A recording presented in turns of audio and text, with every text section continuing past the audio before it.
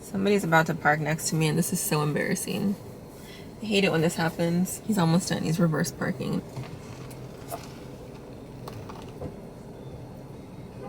Okay, there he goes.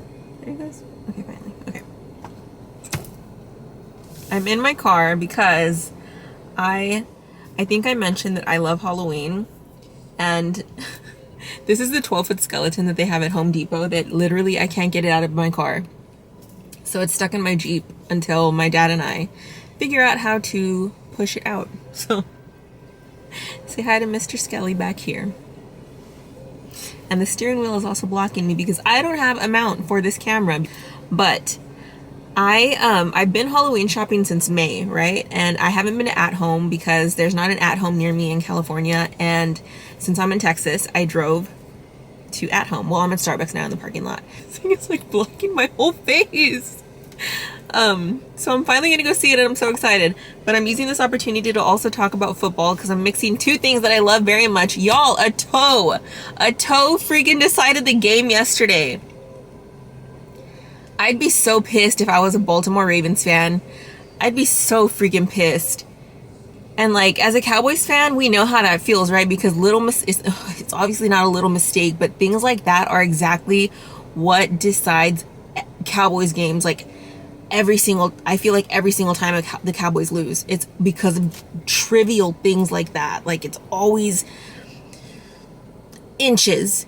Literally, it's a game of inches with football. A freaking toe. So Sunday, like, mistakes like that, it's a mistake. It was a mistake, dude. It was a mistake to get out of bounds by an inch. Oh man. Taylor Swift looks so beautiful though. She looked so beautiful. Oh my gosh, a toe. Oh, that sucks.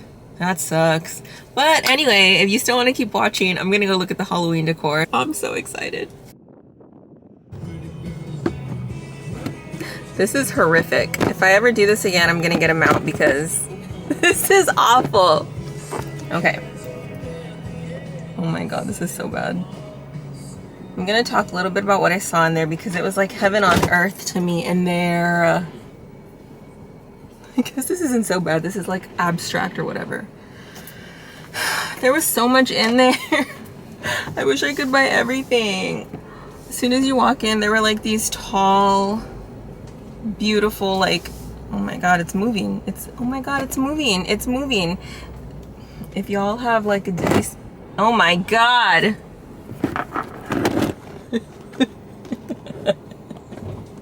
This is so bad. This is so bad. If y'all have a dizzy spell watching this video, my bad. I'm trying to go somewhere before traffic gets really bad at this hour, because it does. And I'm hungry and I haven't eaten anything all day. Okay, anyway, I watched these Cowboys press conferences from yesterday. Some of them were from today, but ew, there's glass all over the road. But can I just say something that's bothering me a little bit? And it's never really bothered me before. Oh my god. You know what? I'm just gonna park. I'll talk when I park. Okay, bye. Okay, so clearly to end that video, I said that I was gonna finish talking when I parked. Clearly I'm not parked. I'm back in my room watching the battle of the very fine coaches, or LA and Detroit. Just kidding. Okay, so the Dallas Cowboys game ended. It was a very great win for the Dallas Cowboys. They're starting the season 1-0. Was it the prettiest win? No. Did we think it was going to be a very pretty win? No. But several things happened prior to this game. The biggest thing obviously being that Dak Prescott got paid. Dak Prescott got paid a very, very hefty amount. Literally, in true Jerry Jones fashion, right before the start of this game. And when we say right before the start of this game, we really mean right before the start of this game. I think all of us knew that Dak Prescott was going to stay with the Dallas Cowboys, but I don't think any of us really knew how big the contract was going to be. I personally didn't think that it was just going to be 4 years. I thought it was going to be a little bit longer than that, especially given the amount that they're paying him.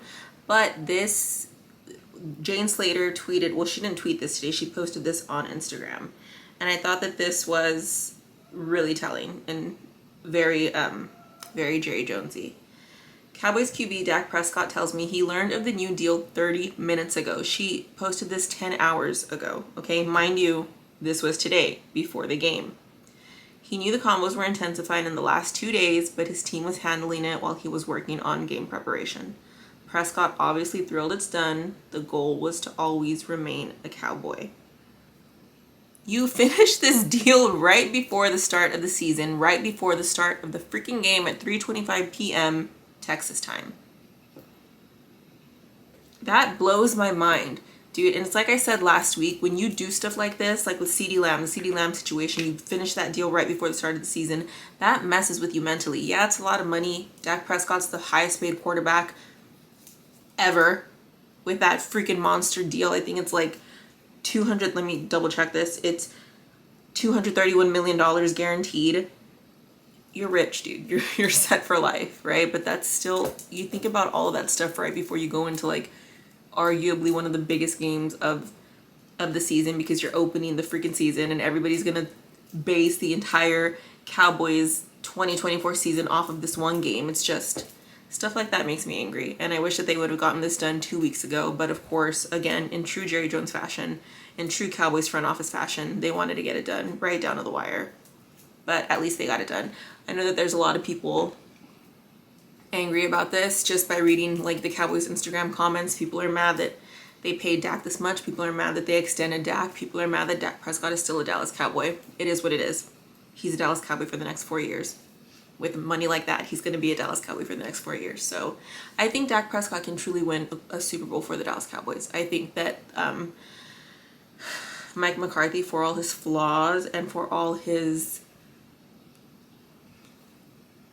optimism, when I was driving in my car and my camera kept falling off, I wanted to say that Wade Phillips, I think there was a lot of pushback from Cowboys fans because they called him Cupcake Wade for a very long time because he didn't get angry.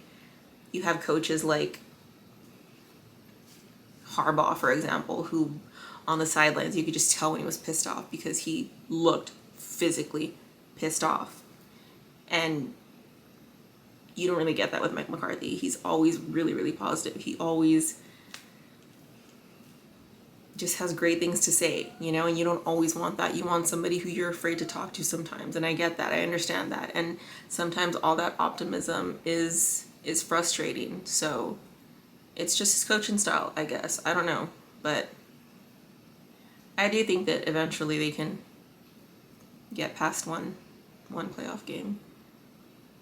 Thinking about the playoff game reminded me of last season and just like the Green Bay playoff game, but it was really cool to see Tom Brady in the booth. I don't think he's Tony Romo, right? Nobody's Tony Romo in the booth. I think that guy is perfect in the booth, and I'm not just being biased. But what did he say? To see Dallas get manhandled by Green Bay during the playoff game last season and not do anything right. I was like, dude, did you have to say that? But I hope he loosens up, though. I really hope he loosens up because I think that Tom Brady has obviously so much football insight. I think that Tom Brady, Peyton Manning, Tony Romo, obviously. Nobody knows football like them. Tony Romo is freaking, they called him like Romo-Stradamus for so long because he knew plays before the plays were freaking put on the field, on screen during the game. So it's so cool to see the greatest quarterbacks of all time call these games. So I hope he loosens up in the booth. I think that he had fun doing it. I think that it's cool that he's going to be doing the Cowboys game next weekend again too. So it's fun. It was interesting. I don't think that he, just personally, I wish he wouldn't have taken that dig, but I did think that it was pretty funny. Okay, so I'm not going to talk about Dak getting paid without also talking about the Defensive Player of the Year punching that football out in the second quarter with that short-ass drive, dude. Myles Garrett is a beast, and Dak Prescott is so lucky that that football was recovered as quickly as it was recovered by the Cowboys when that happened. Holy hell, imagine if it...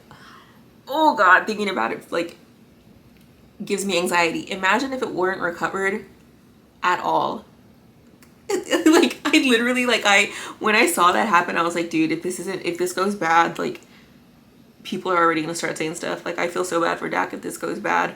Like, literally, in like 5 seconds, when I saw that ball come out of his hands, I was like, oh my god, people are gonna start, people are gonna start, people are gonna start, because I just saw like money. I saw him like getting re-signed. I'm like freaking out thinking about it again. But like, obviously, thankfully it didn't go horrifically, but Myles Garrett is a beast, dude. Like, he's defensive player of the year for a reason, and that was just, oh god, that could have gone so many horrible ways. But it didn't, and that fared very well for Dak Prescott and the Dallas Cowboys, thankfully. But mistakes like that happen for the Dallas Cowboys quite frequently, and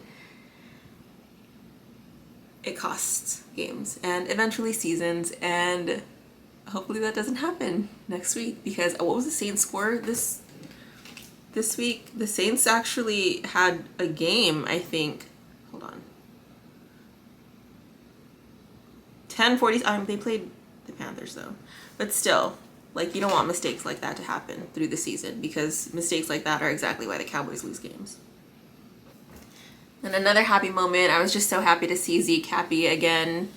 I'm glad. I mean, I'm personally glad that Zeke is back with the team. I wanted him to come back to Dallas. I was really sad when he left. I wanted them to restructure to keep him on the team. So even though he didn't get to keep his number, I'm glad that him and Dak are back together again. I was so excited to see him score that touchdown, and I was super excited to see him and Dak hug each other. I'm getting really emotional thinking about it because I love those two together.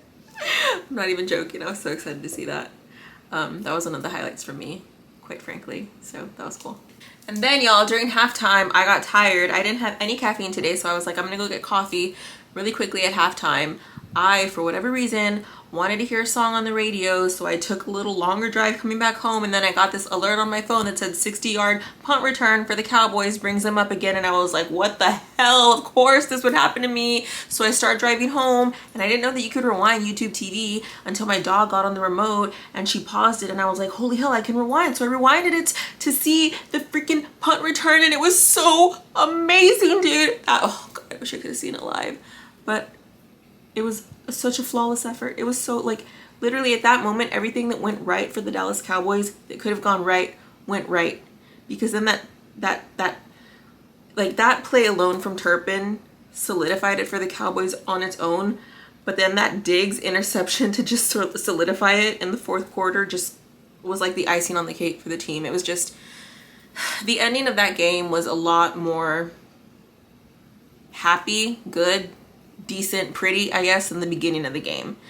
It was still not the best game, in my opinion. I think that next week, I feel like when the Cowboys play the Saints, it's always this stronger battle, I guess. I don't know if it's like there's like this rivalry between the team that is like an unspoken rivalry, I guess. I don't know.